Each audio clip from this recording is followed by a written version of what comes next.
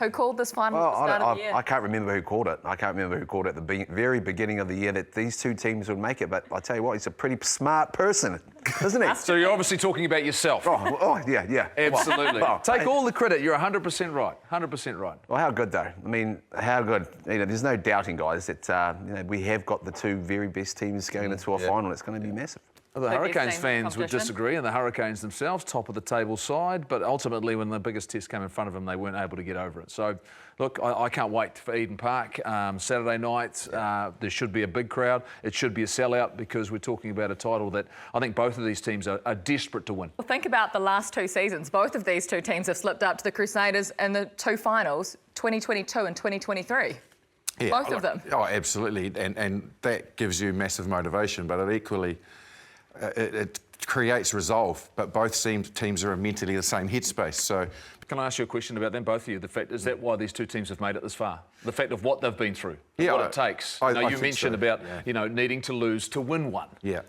The Crusaders never learnt that lesson because they've never lost. But if you think about this, and for these two sides, and on the weekend in particular, when two teams came back at them. Made a run at them late in the game. After half-time, the Brumbies did actually test the Blues for a good 10 to 15 minutes, Mills, Justin. Is this why we've got where we've got right now? Is the two teams who have the depth and of experience in playoff games to now know what it's going to take to win one?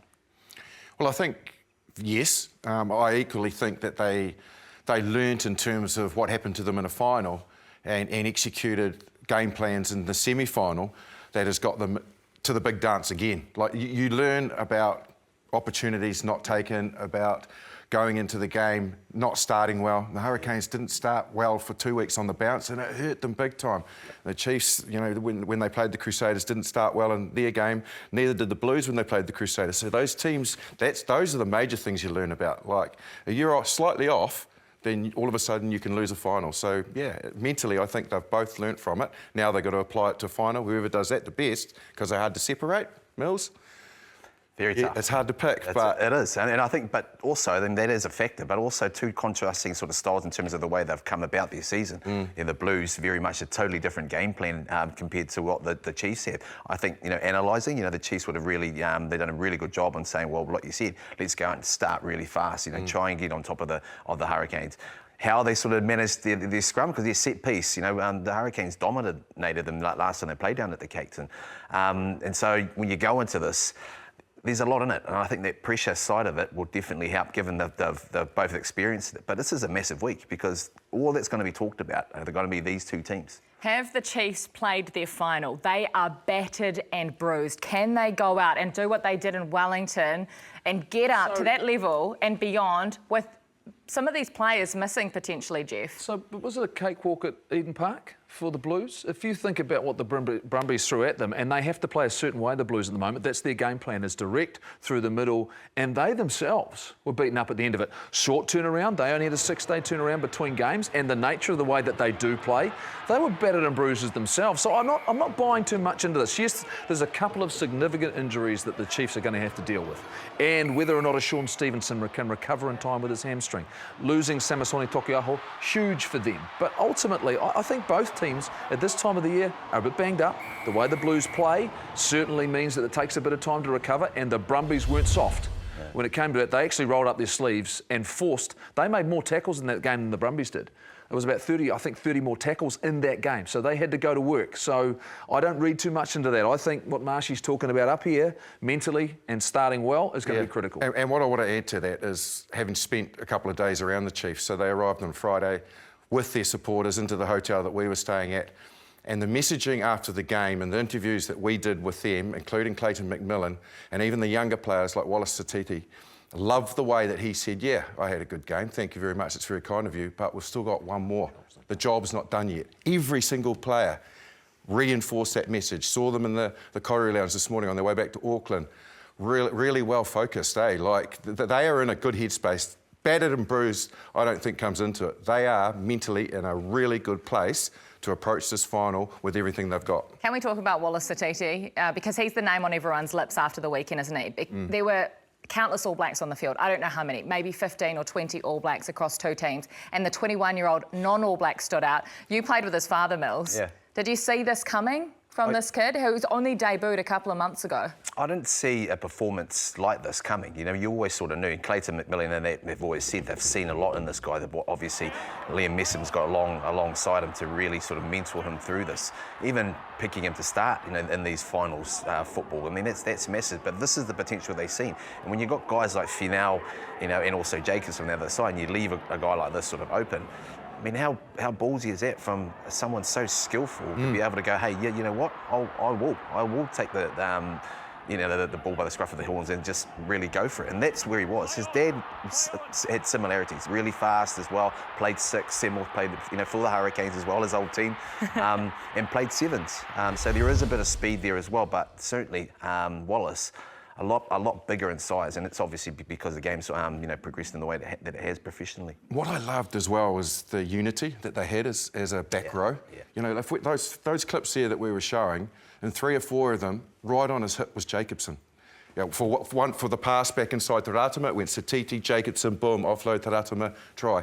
2 of the clean-outs, Jacobson was right there. So he's complementing what his number 8 is doing. And that's what the balance of a back row is all about. Everybody working together in synergy.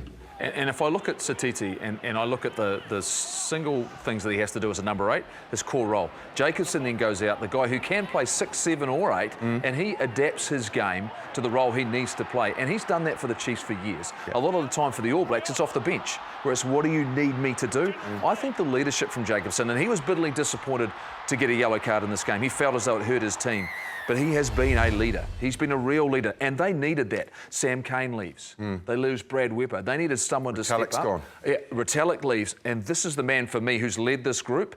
And I think Wallace Satiti has built off that combination, those guys around him, and obviously it helps when you've got someone at 6, like Sammy Penny-Finau, who's scaring everybody because he's impacting the game. So to me, he was able to focus on his core role, his athleticism comes to the fore, and now he gets to go up against the guy who wants the number 8 jersey. We know Ardie Savea is in that conversation. We know how great he is, World Player of the Year. But Hoskins Sotutu is now standing in his way for Wallace Satiti, and he gets a chance at Eden Park to go, you know what, guess what, I should be in the same conversation you're in right now. Yeah, and like he is, he's very level-headed, you know, the way he sort of speaks after the game. That was a huge game for a 21-year-old, but I go back to your point, Marcia. I totally agree. I think that the Chiefs have had a really good run in terms of that mix, that sort of 3 back rowers. If you look at the sort of the Hurricanes, those guys we've been talking about them all year. Same with the Blues. Whereas the mix in terms of what the Chiefs have been able to do, they've had Simon Parker in there. They've also had a bit of changing around, being able to rest sort of Jacobson at the same time. Now that back 3, who was so crucial to their sort of setup, are now starting to lift and sort of go to another level. You mentioned the yellow card to Luke Jacobson. Do you think that does affect someone like Luke Jacobson, who's been carded and penalised in 2 massive games? Doesn't have an impact? No, he just plays that way. And so, Luke, wherever you are out there, mate, don't change. None of you. You're awesome. Well, I tell you what, the Chiefs have got bigger issues than the referees coming into the game because they've got serious problems at hooker right now. Samisoni Taukei'aho will not play in this game. He is in a moon boot. He's getting further scans, but it is an Achilles injury, and Clayton McMillan believes it won't just impact the Chiefs, but it'll have an impact on the All Blacks as well. We also saw Bradley Slater come off with an HIA.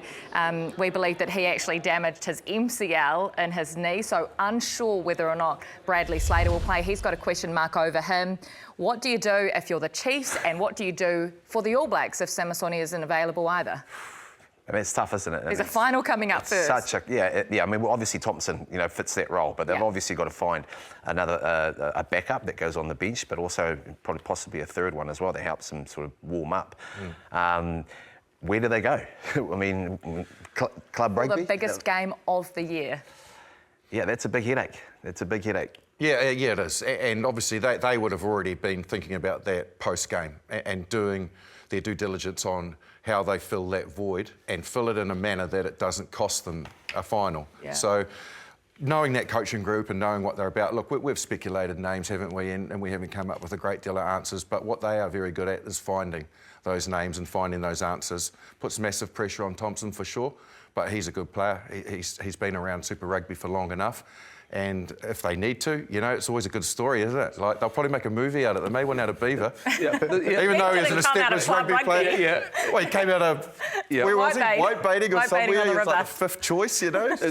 It's not often there isn't one of the props who hasn't played hooker. You know, generally one of the props has had a chance. So maybe they're in the car park. That's the throwing in, though. The car park in the next morning, they've rounded everyone up. Righto, boys, here we go. Have a shot at it, hit a few targets, see what we can do. We joke, but you mentioned we've been throwing around names. Who's that 3rd choice for the All Blacks now? Who is that name? Well, players that kind of would have been in the conversations, but in that if we suffer an injury, you know, who's that 4th choice hooker? Because you take 3 hookers, you take 3 halfbacks. That's a given. So, you know, you've got to speculate who's been in form and who's been playing well. And you know, there are some more established players out there, like the likes of Ricky Wikatelli, who's had a great season. Kirk Eklund's been around that environment before. Or do you then take a leap of faith and go, well, this is telling us we probably don't have the depth we thought we had. Do we need to bring through some of the under-20s players like George Bell, who have been in the system before, and catapult them because we know in the future they're going to be good? It just has to happen quicker? I don't know. George Bell, isn't he in the conversation? Has he done enough? I like what you're talking about Ricky Riccatelli. Do you do an SOS to someone like Dane Coles? Is that why you were smirking? I'm laughing about it because no, I don't know anything. What I'm saying to you, though, he was playing in Japan. He chose to continue to keep playing. At the end of the last World Cup, he was still a really effective, good international hooker. You're saying to yourself, do I want to have someone, you know, who could come in and be that backup? You've got how many Test matches has he played going, you know what, I know it's not ideal, and you should love to blood a young guy. I know that would be hard on a Ricky Riccatelli, but that's thinking outside of the box. I don't think that. I'm not. No. But I'm just saying, is that a possibility? You start going, wow, you know, we still want to win Test matches. We still want to be successful. I'm just throwing it out there, you know.